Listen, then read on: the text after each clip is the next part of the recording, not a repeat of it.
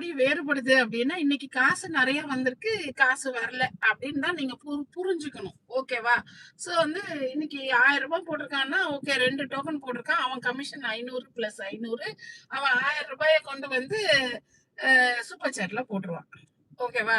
ஏன்னா, அந்த டெய்லி ரூ. 1000 அவன் ஜிபேலயோ இல்ல வந்து வேற அக்கவுண்ட்லயோ அவன் போட்டான்னா, நாளைக்கு வ ஒருவேளை இன்கம் டாக்ஸ் கணக்கோ, இல்ல போலீஸ்ல இவங்க எங்கேயாவது மாட்டும் பொழுது, அவன் வந்து கேட்பாங்கல்ல, "டேய் நீ எதுக்குடா இவனுக்கு டெய்லி ரூ. 1000 போட்ட?" அப்படின்னு கேட்பாங்களா இல்லையா?